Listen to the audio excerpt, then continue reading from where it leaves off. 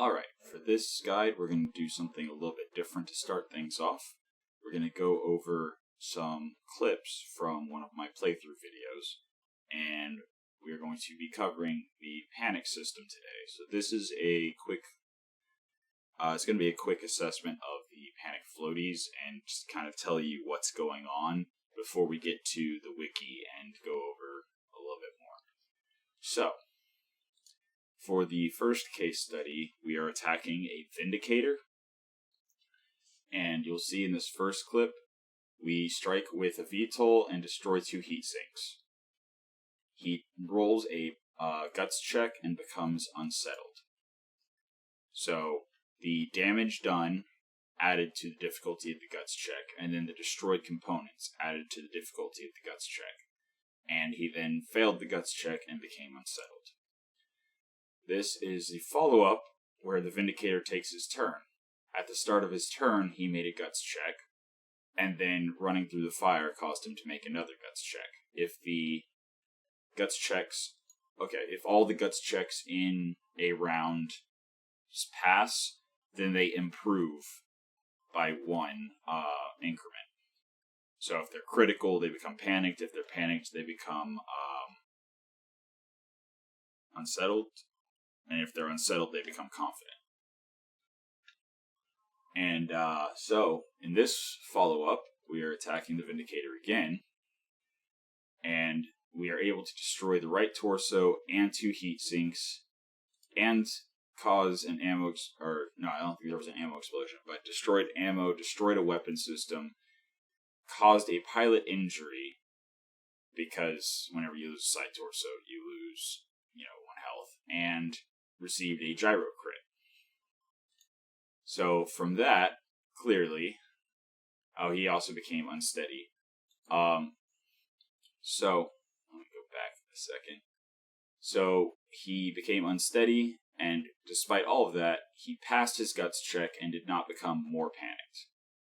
We attack him again, this time only doing damage, and his panic level becomes critical. Because the amount that you panic is partially based on the state of your mech and how many weapon systems you have left. So even though that attack didn't do that much damage, it did cause the panic level to go from unsettled to panic level critical because he was already open. He took structure damage to his center torso. He's missing a weapon. He's missing heat sinks. His gyro's already crit. All of those factors that had already caused guts checks, including the one he passed whenever he lost a lot of components, those factors continue to add difficulty to the guts checks. So then he horribly failed that one, became critical. And then the final attack, again without destroying the mech, destroys the lower leg, does more internal damage to the center torso, and he punches out. So the reason I put a question mark in front of the success for this case study is because, yes, we panicked him out, but he had already lost his side torso, and he thus only had, I believe, 2 parts for salvage. So, yes, it would have been 1 part if we had destroyed the center torso, so it was an extra part. But it's, obviously much better to panic them out before you lose the side torso. So, it was successful in the fact that he was off the board without actually doing enough damage to destroy him, but it was not so successful in the sense of, getting better salvage.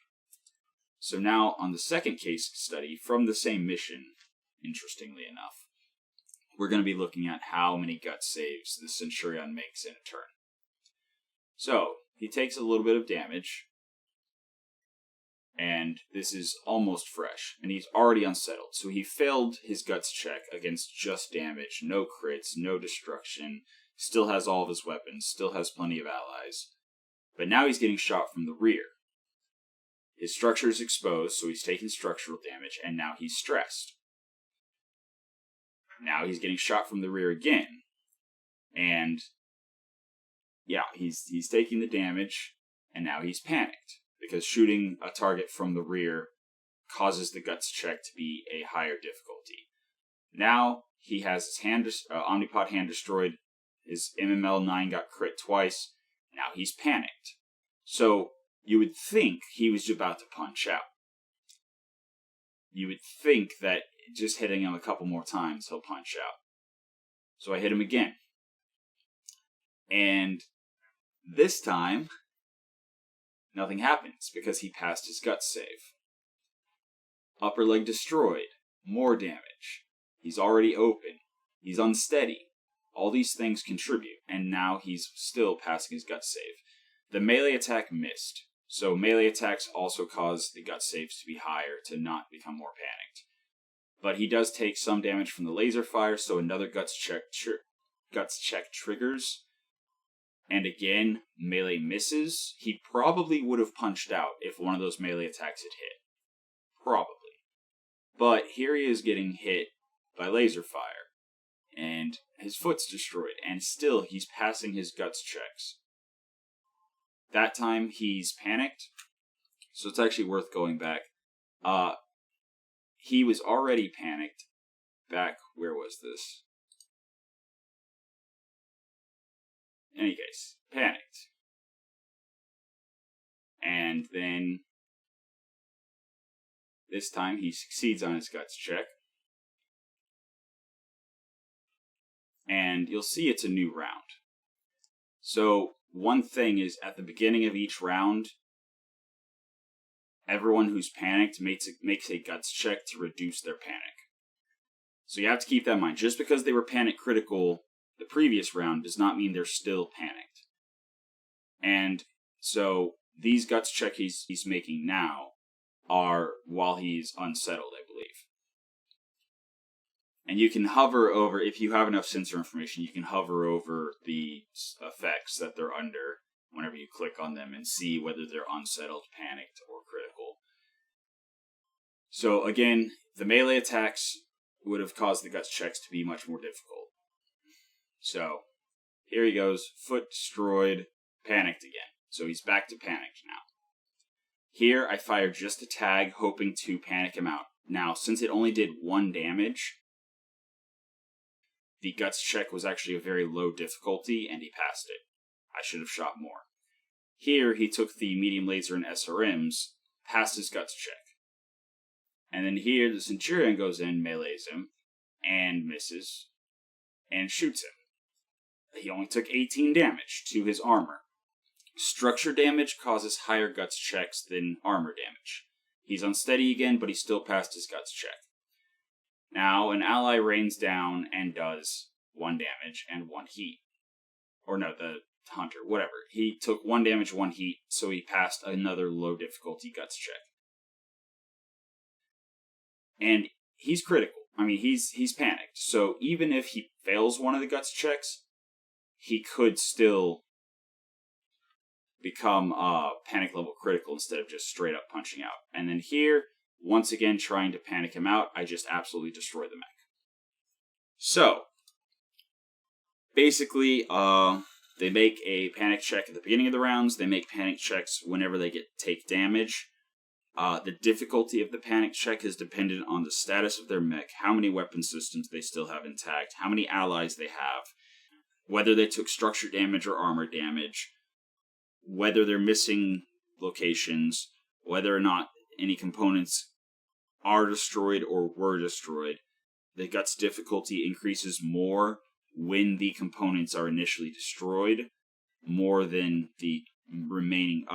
When a component is destroyed, it causes a spike to the guts check difficulty, but just having destroyed components still increases the difficulty of guts checks, just not by nearly as much as when they first get destroyed. Ammo explosions, knockdowns, pilot injuries, there's a lot of things that go into what the guts checks difficulties are, and if they pass the guts checks, which is possible no matter how high their panic is, no matter how much damage you do, no matter what you destroy, the guts check difficulty, no matter how high it gets, they still have a chance to succeed on it, especially with higher guts, but even with low guts, there's always a chance of success. So just because you're pelting somebody who's critical over and over again doesn't mean you're guaranteed to punch them out at any point. All right, and another factor that applies to the panic, whether or not they're going to punch out, is if they're brave or dependable, they are much, much less likely to punch out. Just period. The more resolve you have, the less likely they are to punch out. Low morale makes them more likely to punch out. High morale makes them less likely to punch out. So morale, how much health they have left, so the bonus health quirks are good to keep your mech warriors from punching out. And so keeping them from taking damage when they're panicked will keep them from punching out. Having bonus health will keep them from punching out from injuries. Based on what I've observed, the amount of difficulty increase for guts checks for panic, based on missing health, cares more about what percentage of health you have left than it does, how much actual health you have left. If that makes sense. Or maybe I'm saying that wrong. Maybe I just... Having 3 injuries if you only have 4 health, or better example, having 2 injuries when you only have 3 health is much higher panic than having 2 injuries when you have 5 health, is what I'm trying to say. However, you do still have increased difficulty on your guts checks if you have 2 injuries and 5 health, even though you still have 3 health remaining. You're still taking a penalty to your guts checks, even though if you only had 3 health, you'd be at full health. So, I can't think of a clearer way to explain that. So it's not an absolute, if you have less than 3 health, your guts check is this. It's based on how much max you have, how much your current is, and the lower your current is compared to your max, the higher the difficulty of the guts checks. So now that I've said that 3 different ways, hopefully I got through. And then we go to the panic system page. Oh, there we go. Unsettled. Stressed. I forgot stressed. That's what I was... Okay. So again, failing horribly at a guts check can cause you to skip. It is possible to skip all the way from confident to panic level critical. I've seen it happen. If you do enough damage, if they fail their check by enough, they can get really panicked really fast. So, when damage is dealt, it says sufficient damage, so I don't know if there's a minimum damage threshold you have to overcome for guts roll to be made. But it's a saving throw. It's, if you're familiar with role-playing games, it's a saving throw. Yeah, so factors that could affect it: guts and tactics, pilot quirks, lance morale, loss of all weapons, and overheating or shutting down are major ones. Rolling 100 on a saving throw will reduce panic level by 1 state. Succeeding all saving throws in a turn will improve panic state by 1 level as well. So, it is possible if they roll perfect, basically if they get a crit success on 2 or 3 checks in a single turn, and they succeed on all the saving throws for that turn, they can go from panic level critical to confident in 1 round. And then you have to panic them again. Panic failure then leads to an ejection roll. So even if they're critical and they fail their guts check to see if they are panicked, even if they fail the guts check, that does not mean they're going to eject. There's a separate roll to see whether or not they eject. And the panic state unsettled gives them a +1 difficulty to hit. Stressed continues that +1 difficulty to hit, but also makes them 1 difficulty easier to hit.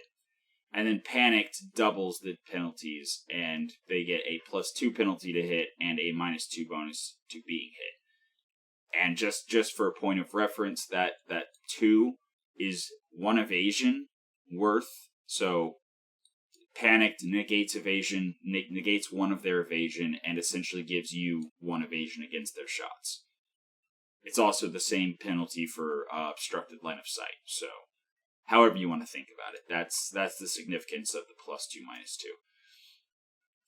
and then pilots with 1 health left and mostly destroyed mechs will automatically start rolling for ejection, completely skipping the panic saving throws. Pilots who are alone and face insurmountable odds will also skip panic throws and start rolling for ejection. So the insurmountable odds part is the key. If they're in, say, a heavy mech, and they're against a bunch of lights and mediums, they're not going to punch out.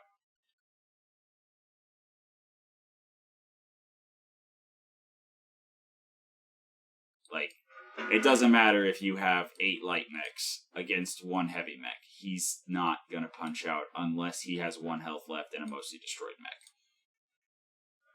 And then,